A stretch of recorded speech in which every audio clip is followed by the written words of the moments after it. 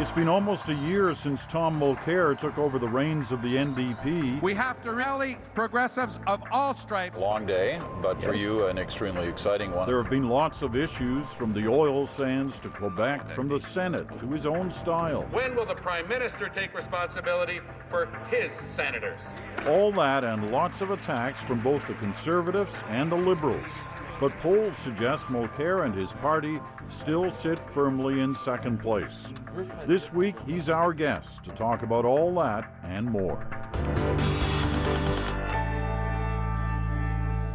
So lots to talk about. I'd like to start on oil. You've just come out of the West. You've had a number of statements about the oil situation. So I've got some specific questions, but first I want to do a kind of just a quick survey, kind of a yes or no, agree or disagree, the kind of thing. Always tough for the politician, but I'll try to do Yeah, just exactly. The kind of thing you'd fill out on a customs form if you're coming back into the country.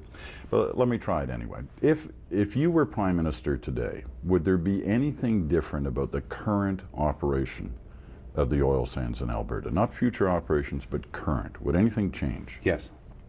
Monitoring the situation, which is what we're not doing enough of. Only outside scientists are telling us that we've got things, toxins falling into the water 100 kilometers away, that in that pristine area north, because don't forget it's a south-north watershed, we're starting to detect really heavy examples of toxins coming out of the oil sands. If you look at Great Slave Lake, go up to Yellowknife, you can see the residue from the giant mine. There's hundreds of thousands of tons to be gotten rid of. But that's from another era. It could be understood. We have no excuse. We'll be judged severely if we continue to allow that to take place without internalizing the environmental costs, making sure that polluters pay, and that we take care of that to stop spoiling these huge watersheds. Who are systems. Polluters? Well, I right always now find that interesting because, you know, we tend to make these kind of statements and assume that polluters are companies and only companies. Well, in my experience, We're not all, aren't we all polluters in a to sense? a certain extent, if we don't have a government that's enforcing legislation. So when I was the Minister of the Environment, I made rigorous enforcement of legislation the same way to everyone, a part of what we were trying to do. And most companies, by the way, respect the law. But if you keep diluting the law, if you keep gutting environmental legislation, as the Conservatives have been doing, you're giving yourself the ability to continue to pollute. All right. So the difference, Peter, is that we plan to enforce legislation, that be very clear. It's not going to affect our ability to continue to exploit our resources positively for the future and make good revenue from that on royalties for the provinces and generally by the creation of jobs. But we're going to stop skewing the balanced economy, and we're going to stop leaving that debt on the back of future generations. All right. You were correct right out of the gate that it's hard to get a one-word answer on some of this. Let me move to the next one. In terms of diversifying our customer base, Right. You're all for that. That Yes. Canada needs to look beyond kind of the single market south of the border Yes. to move its oil. Absolutely, yeah. Northern Gateway, Right. yes or no? Thumbs up or Non-starter. thumbs down? Absolute categorical no. It makes no sense to be bringing super tankers into that narrow channel on that pristine coast. One accident could scrap massive ecosystems. It makes no sense whatsoever. But it's all about the super tankers? It's a non-starter because they haven't been talking to people. They've gutted environmental legislation. We no longer have a credible, thorough review process in Canada. So they're trying to go from the top down. It's a dream for some companies. They've got a government saying, don't worry about it, we're going to approve everything. Because even if the review process says certain conditions have to be met, Mr. Harper's cabinet has arrogated the ability to change even that in the watered down process. So you can get your regulatory license, but you won't get a social license. But yes, bring product from west to east. We're paying full Brent crude prices in Toronto and in Montreal right now. Get a better price. It's a win for the producers and the provinces. It's a win because we're creating more jobs in Canada, and it's a win because we're getting a better price in the east. I hear that and I understand that, but I'm still trying to get to how you deliver on your earlier statement that you want to diversify the world market. Well, I think that if you get it to tidewater on the Atlantic seaboard, which is one of the tendencies we've had in the past, take care of our own energy security and then export, you're doing just that. You're getting to world markets. So you're saying it's okay to export off the Atlantic coast, but not off the west coast? I'm saying that you asked me about one specific project. Right. And I'm saying that that project, which involves taking super tankers into the Douglas Channel, is a non-starter. You know, of course, that there's lots of tankers plying the West Coast. I was and in moving Vancouver oil. again last week, and you Right. can see them all there, yeah. And, you know, millions of tons Yeah. of oil moving up and down Canada's West Coast already. Absolutely, because of Alaska. So where are and you because drawing of the Kinder Morgan. distinction? I'm About no more?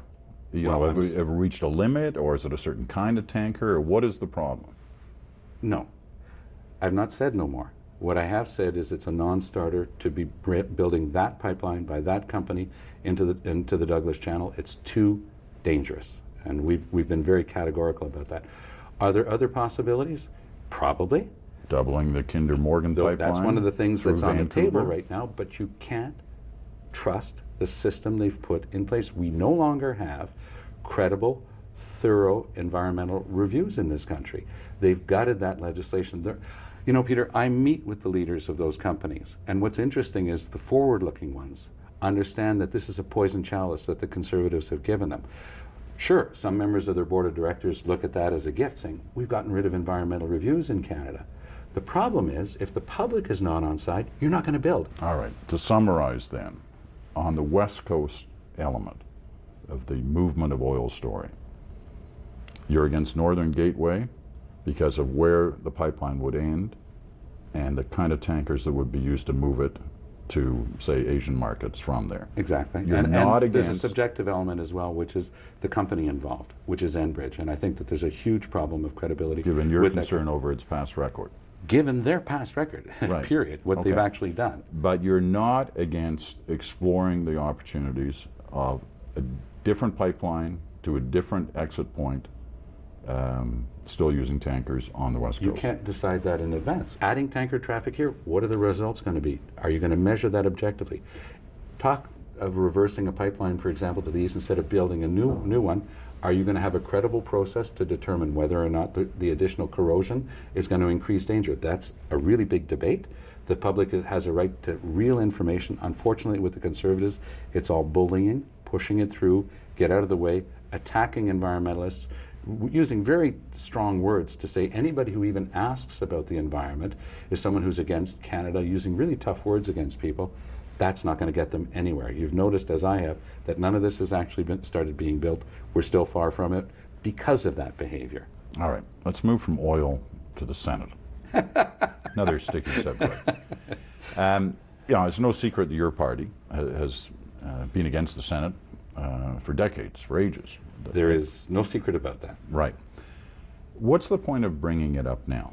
I mean, you've kind of placed it near the front of the cabinet of discussion points for the NDP.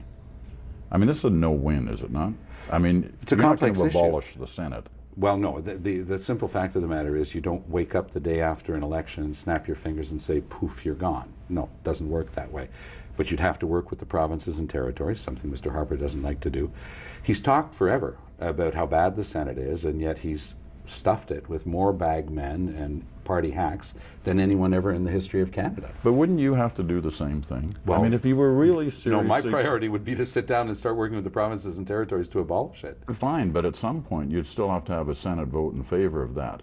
Of course. If you go through the constitutional process. But and these men and women aren't going to say, let's abolish ourselves. Actually, that's And- exactly what's happened in most provinces where it's been gotten rid of. because No, you but work in it the out. Senate itself, would you not have to, if you were Prime Minister, end up putting your own cronies and party hacks and bagmen and bagwomen or whatever into the Senate to get an eventual vote like that?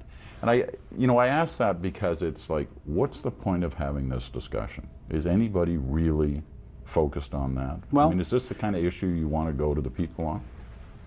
It'll be part of our campaign. It always has been. People have to understand that the NDP is of a view that only elected officials should make laws. That's a strong position on our part. Having legislation like Jack Layton's bill on climate change duly enacted by the House of Commons, overturned by an unelected Senate, as far as we're concerned, that can't take place anymore.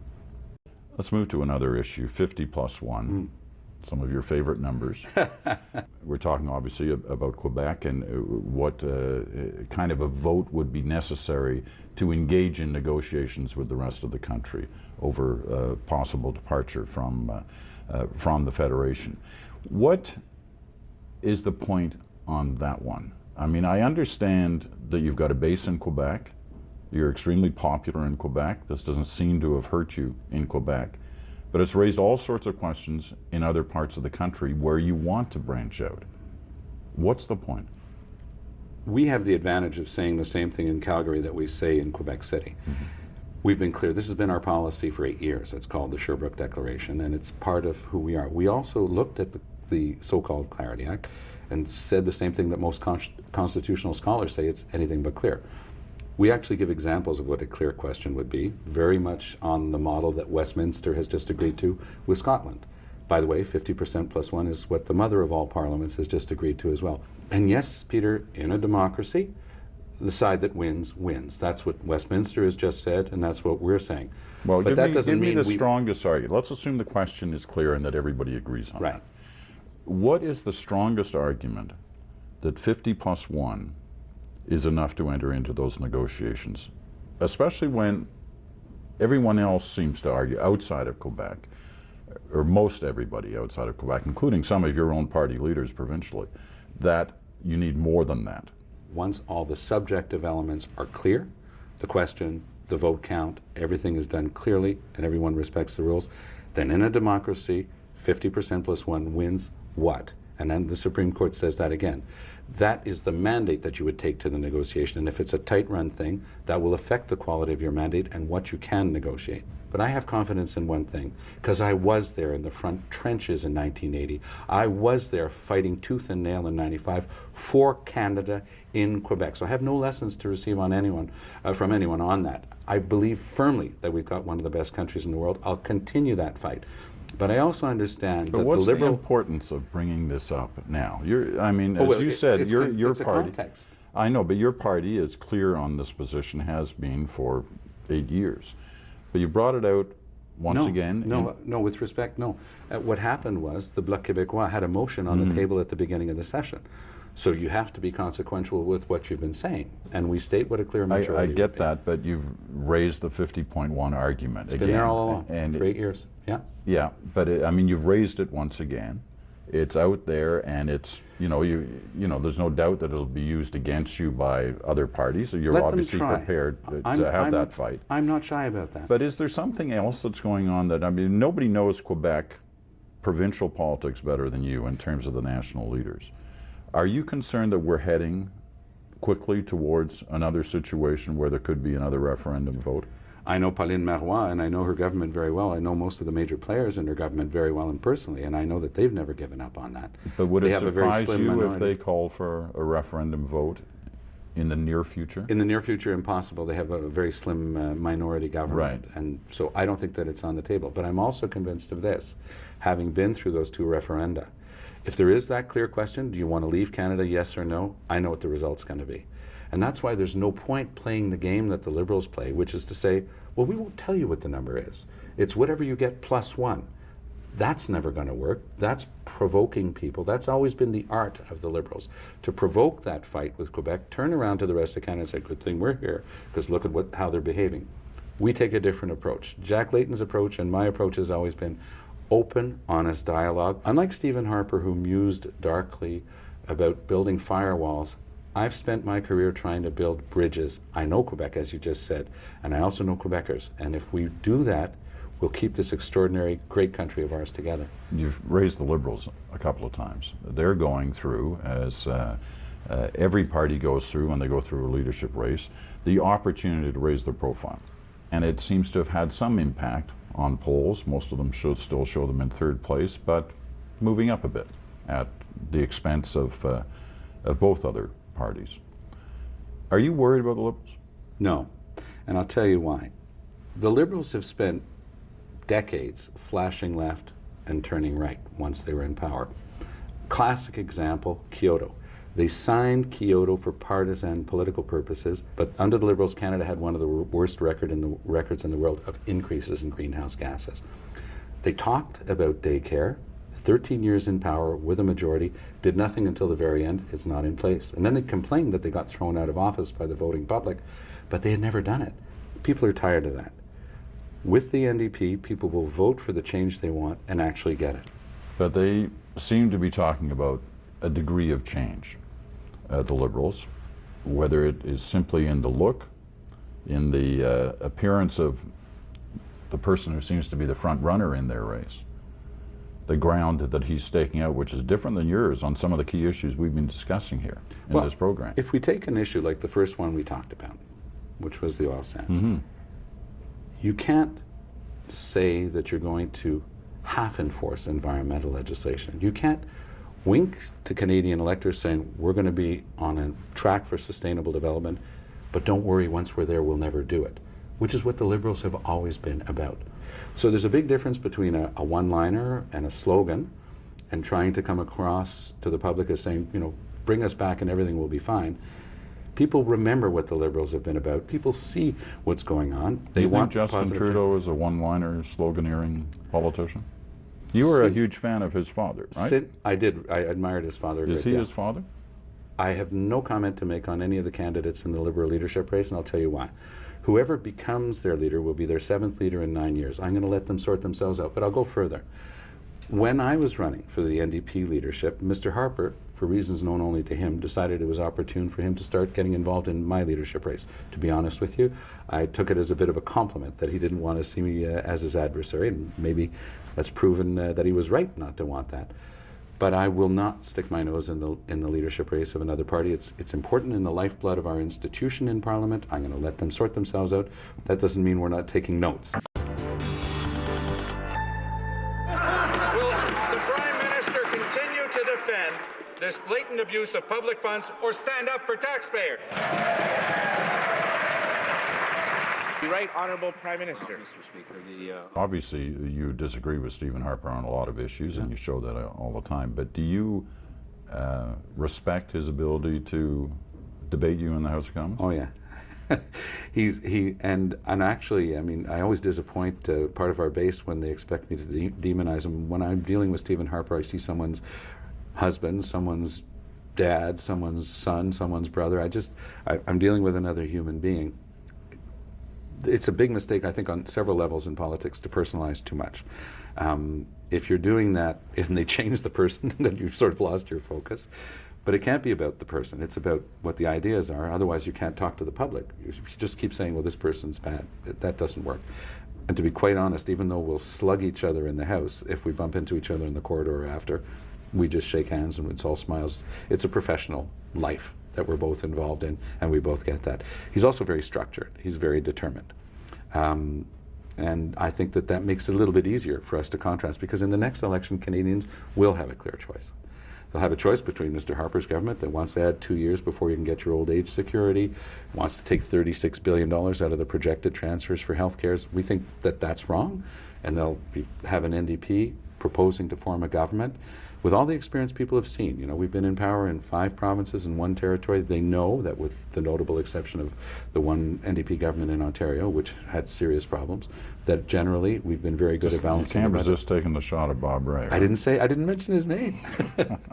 But he is in the front benches of the Liberal Party now, which is probably just as well. It's interesting that you've got your lines down already, 2 years out of the. Well, this is a pivotal session. I mean, on May 2nd, Mr. Harper starts the 3rd year of this majority mandate. So we're in that pivotal moment now. We're transferring from being the official opposition to getting set up as the government in waiting. And that's a big transfer right now. We're having a big policy convention in Montreal in April. That'll be the kickoff, literally, for the next campaign. The last time we talked like this was the day you were elected. That's right. Almost a year ago. Almost a year ago. I'm not sure I know you as a person any better today than I knew you then, in terms of policies and what you're saying in the House of Commons. I see that, I watch that, I learn from that. But Tom Mulcair, I don't know that I know. Is that deliberate? I mean, I'm assuming most Canadians feel the same way. Are you a very private person?